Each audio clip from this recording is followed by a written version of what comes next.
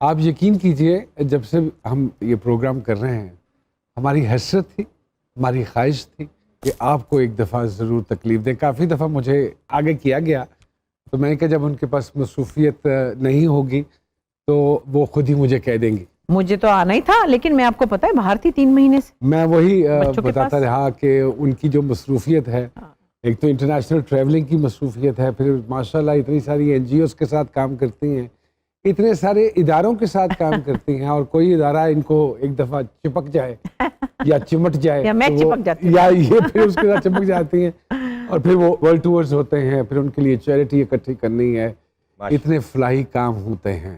بس یہ تو پھر اللہ کا شکر ہے کہ یہ کام ہمارے ہاں ہو رہے ہیں اور ہم بھی ان کا تھوڑا سا حصہ بن جاتے ہیں. وہ لوگ تو بڑا کام کرتے ہیں اور 4 لوگ ہماری وجہ سے بھی آ جاتے ہیں تو بڑا اچھا فیل ہوتا ہے. بشرا اب how can you define Bushra Ansari? Who is Bushra Ansari? I think Not as a professional, as a person even.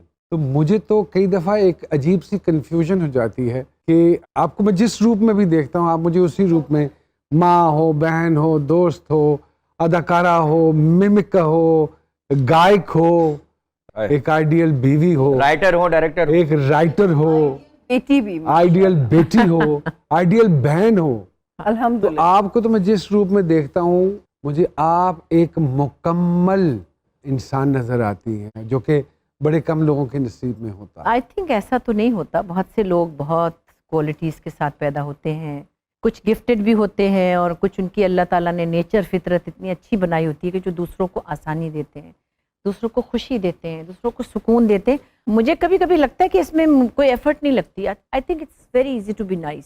اور ماں اور باپ تو ہونا تو ایک ایسی ایک سمجھے اینیمل انسٹنکٹ ہے جو کہ جانوروں میں بھی ہے، تو وہ تو اللہ تعالیٰ نے پیدا کی ہے کہ آپ اپنے اولاد کے لیے، لیکن آپ دوسرے لوگوں کے لیے بھی کنسیڈریٹ ہوں. اچھا اس میں کچھ مجھے لگتا نہیں کہ کوئی پلان کرنا پڑتا ہے. یہ ایک ایسی چیز ہے جو ایک فینومینا ہے جس کو ایسے ہی ہونا چاہیے.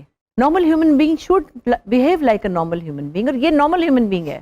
جو اب نارمل بہیو کرتے ہیں، جو غلط بہیو کرتے ہیں، یا جو مطلب جن کے مختلف قسم کے بیہیویئرز ہیں، وہ نارمل نہیں ہیں. اس میں کوئی ایفرٹ نہیں لگتی. مجھے پیار کرنا بہت اچھا لگتا ہے، مجھے محبت کا بہت شوق ہے، ایک مطلب بیماری ہے. دوستوں سے، بہنوں سے، بھائی سے، والدین سے، تو یہ ہمارے گھر کا بھی ایک بہت خاص ڈش ہے محبت کرنا. اور ایکسپریشن بہت زیادہ ہے جو میرے والد میں بہت زیادہ تھا. چمٹ جاتے تھے تو ہم اتنی بڑی بڑی عورتیں، بچوں کی مائیں، ہم کو چپک کے چومتے ہی چلے جاتے تھے ہمارے والد، یعنی کہ پپیاں کر کر کے ہمارے منہ چھیل دیتے تھے. تو ہاں، تو اتنا پیارا ایکسپریشن ہے محبت. تو جب آپ کسی کو ڈانٹ نہیں سکتے ہیں بری طرح تو آپ اس کو اچھی طرح پیار بھی کر سکتے ہیں. اگر آپ ایکسپریسو ہیں، اگر آپ کا غصہ برا ہے، آپ کا پیار بھی اچھا ہونا چاہیے. دونوں چیزیں ہونی چاہیے. سو اگر یہ محبت جیسے ایکسپلین کر رہی ہیں، نہ صرف اپنوں کے لیے، غیروں کے لیے بھی میں نے آپ کے دل میں اتنی ہی محبت دیکھی ہے. میں نے بشرا آپا کو دیکھا ہے، بہت سے لوگوں کی مدد کرتے ہوئے دیکھا، اور من سے. یہ گھر کا ماحول ہے ایسا گھر کا ماحول. اب میں آپ کو کیا بات یہ بانڈنگ جو آپ کی اپنی بہنوں کے ساتھ بھی ہے. جی جی جی جی. اس سب میں جو خرابی ہے نا وہ احمد بشیر صاحب کی ہے. والد میرے بہت بڑے انٹلیکچوئل جرنلسٹ تھے اور بڑے پڑھے لکھے آدمی تھے، بہت فلم پڑھ کے آئے تھے ہالی ووڈ سے. اور جب ہم سب جمع ہوتے ہیں تو ہم نہیں ہوتے، وہ ہوتے ہیں ہمارے اندر ہمیشہ.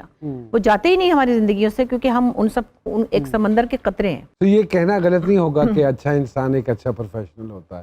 ہاں، پھر وہ زندگی میں ہر جگہ آپ کو وہ چیزیں کام آتی ہیں. اور خاص طور پہ میں ایک بات کہتی ہوں، سب کے لیے کہتی ہوں، آپ اگر تھوڑے سے بھی طاقتور ہیں کسی بھی حوالے سے، ایک ہاؤس وائف بھی طاقتور ہوتی ہے، اس کے سامنے جو اس کی ہیلپر ہے وہ کمزور ہے، اس کے اوپر روب کیا ڈالنا، لسنو کی مارنا ہے نا. واہ واہ واہ، آپا ہاؤس وائف بھی طاقتور ہوتی ہے. Very good. مطلب میں یہ کہتی ہوں کہ ہاؤس وائف جو کوئی بھی کام نہیں کرتی ہیں، گھر میں ہوتی ہیں، مطلب نوکری نہیں کرتی، اور اگر آپ کسی حیثیت پر ہی مامور ہوں تو آپ اپنے سبارڈینیٹس کو کہہ کہ یہ تو تم وہ، تو میں تمہیں یہ کر دوں گا، میں تمہیں وہ کر دوں گی.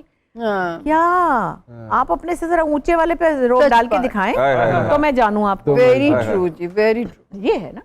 تو اس طرح کی چیزیں کام میں بھی یہی ہوتا ہے. خدا کی قسم مجھے یاد ہے ہمارے گھر میں نوکر پانی پلاتا تو ابا کہتے ہیں شکریہ بیٹے. اور کسی نے اپنی کہانی سنائی نا کہ میرے ساتھ میرے والد آنسو پوچھتے، اتنے روندو تھے نا، ہر وقت روتے ہی تھے. ہم کہ ابا بڑے روندو ہیں بھائی. پھر یہ ایک فرض تھا بغیر کہے ہوئے کہ جو بھی ملازم آتا تھا کہ دوپہر کو قاعدہ بستہ لے کے اس کو پڑھانا ہے. تو کبھی سنبل بیٹھ جاتی تھی, کبھی باجی تو کبھی میں. یہ تو بات طے تھی. امی نے بھی ایک بندہ پڑھایا, میٹرک پاس کرا کے سرکاری ملازمت پہ لگا دیا. تو یہ کوئی اس میں یہ نہیں تھا کہ آپ کو یہ ملے گا, وہ تو پتہ نہیں کیا کچھ ہی مل گیا اللہ تو جو کچھ بھی کیا اجر کی نیت سے نہیں نہیں, ہمیں پتہ بھی نہیں تھا اس کا مطلب اجر کا کیا ہوتا ہے, کیسے کیا ہوتا ہے. تو وہ چیزیں پھر آپ کی پرسنالٹی کے اندر ایڈ ہوتی جاتی ہیں. جو کچھ آپ دیکھتے ہیں نا اپنے گھر میں, وہ ماحول کا بڑا اچھا اثر ہوا. بیٹیوں کے ساتھ بھی بڑی آپ کی ایک دوستانہ سی بانڈنگ ہے. بہت زیادہ. تو میں وہ توتلی بولنے والی اماں جو ابھی تک ایک میری بیٹی ماشاء بڑی اللہ مزیدار گلاں کرتے رہے توتلی زبان سے بھی کہ وہ جدو جانتے نے کیونکہ وہ کینیڈا نے یہ کہندے نے ہائے ہائے میں آ گئی ہوں کہ بس وہ کی ہاں وہ میری بڑی پراٹھے بیٹی ہے بنا نا دے. نریمان جو ہے نا, ہاں تو اس کے گھر جا کے پھر وہ لوگ آٹا نہیں لیتے نا کیونکہ روٹی پکانی پڑتی ہے نا ویسے.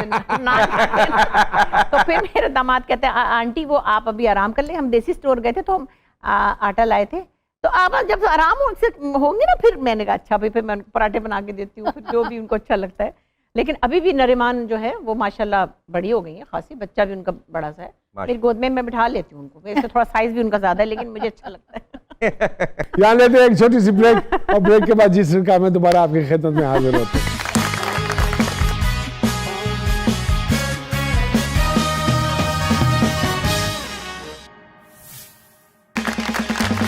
ویلکم بیک ٹو جی سرکار.